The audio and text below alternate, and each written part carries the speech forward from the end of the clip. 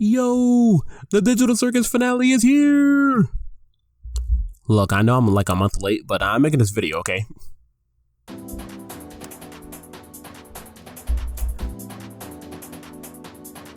So yeah, episode 8 happened. Kinger killed Kane, the circus is in shambles, and now the squad is left wondering what to do. Jax is mad at Kinger for messing up and killing Kane, and on top of that, he's mad because when Kinger messes up, everyone's cool with it. Meanwhile, when Jax messes up, like in episode, 7? Everybody got on his case. And I definitely get that frustration because I've been in that position of blame before. You know, the position where it just feels like people are out to get you, and it feels like they're playing favorites. But of course there's a bit of a nuance to it. Kinger's mess up was accidental, while Jax's was very intentional, so, you know, how mad can you be? Plus, it wasn't until Jax's mess up where the gang realizes that they gotta stop being angry at each other and start being there for each other. But ironically, the only person not on board with that idea yet is Jax, so. What else? I really like seeing everyone unified together to try and rebuild the circus. It's cheesy, I know, but I've always been a sucker for that. It's always been something that's so beautiful about a world being so filled with despair, everybody not wanting to do anything. Except for a select few. And it's that select few that was just enough to keep the spark alive and make everyone want to do better. Which is why it's all the more tragic when Jax still chooses to give up and lets himself abstract.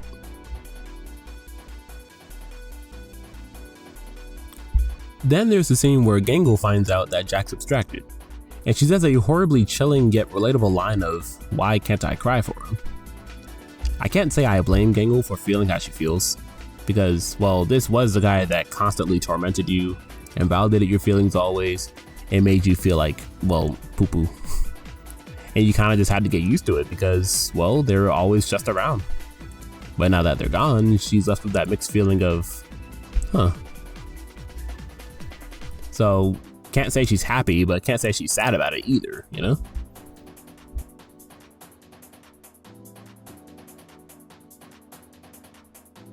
And then there's the Pomni and Ragatha scene.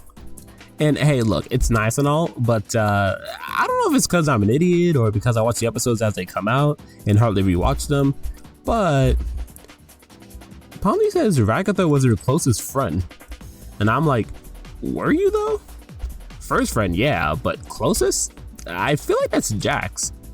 They may have spent less time together, but also had way more quality time together.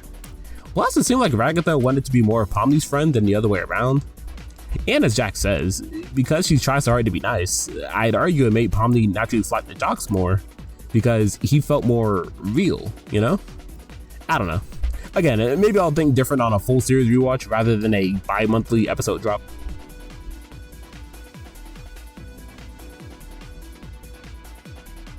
It was interesting seeing how Jax would feel if any of the circus members were to die.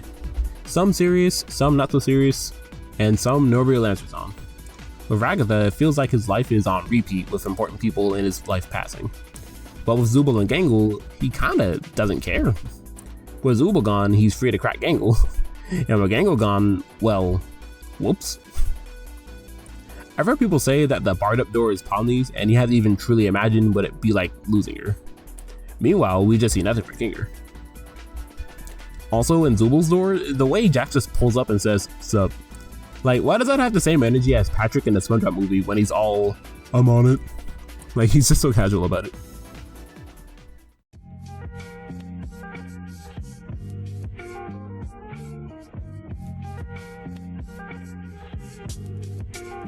And now, for my favorite portion of the episode, seeing Jax's old friend group. Gooseworks really nailed down the naturalness of them being besties, bro. Like, cause there's the laughing, the nicknames, the jabs at each other, especially Ribbit. I love Ribbit. Immediate favorite character. I already got her backpack bling in Fortnite. She is going down in my catalog of peak girl besties. You can joke with her, be real with her, really everything in a best friend. I really like that because I feel like there aren't enough girl best friend characters for males, you know? And it's good to have that because it shows that there are gals that can be just as solid as the guys. When her and Jax are opening up to each other and showcasing their trust, I melted when she placed her ribbon on Jax's head, bro. Other people called it a trans coming out allegory, but my One Piece loving brainrot head could only think of the Luffy Nami hat scene. But yeah, that was just her way of saying, I trust you. But of course, stupid Jax is just awful with feelings and doesn't know how to handle the trust he gave her and the trust she gave him.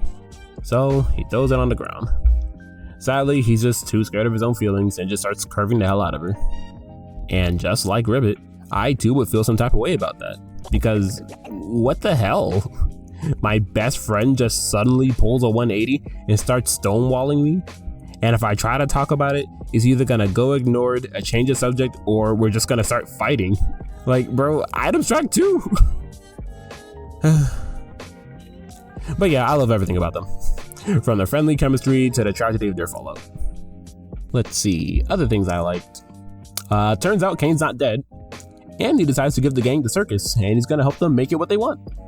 See, if we're essentially gonna create our own paradise, I'm gonna need tons more people here. You know, make it feel truly lived in. And honestly, I'm gonna need a memory wipe, because I don't need to know that this is gonna be like the rest of my forever, you know? See, this is definitely going to be my case of ignorance being bliss, because I'm trying to live in peace. Overall, I like the finale, and it was a pretty good ride for a series made by just one gal. I've heard people hate and trash on the finale because it was so Jax focused, but I mean, he is one of the main characters. But they're main characters too. Yeah, but your Jaxes, your Pomnies, and your Kanes are like your A tier level of importance. Meanwhile, your C tier tertiary characters are like your Gangle and Zoobles. I'm sorry, but come on, let's keep it a stack. And then there's also the crowd that just straight up dislikes Jax because he's mean and abusive. And well, yeah, that is his role in the story. Him being like that serves a long-standing narrative purpose.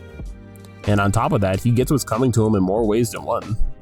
And the show regularly calls him out and confronts him on it too. So in spite of what he does, it never feels too aggravating because the show is very self-aware of him, his actions, and faces comeuppance for it. So yeah, Jax is a bad person and a bad friend, but that doesn't make him a bad character. He's just fulfilling his role in the story.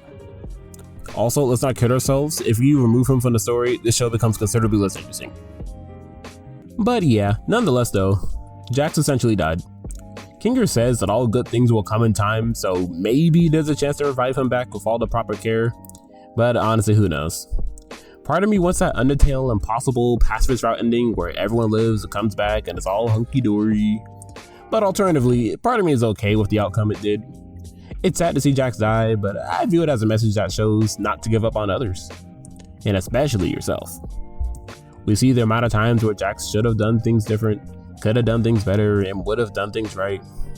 Shoulda, could have, would have, but he just never did. Every day is the only day, and now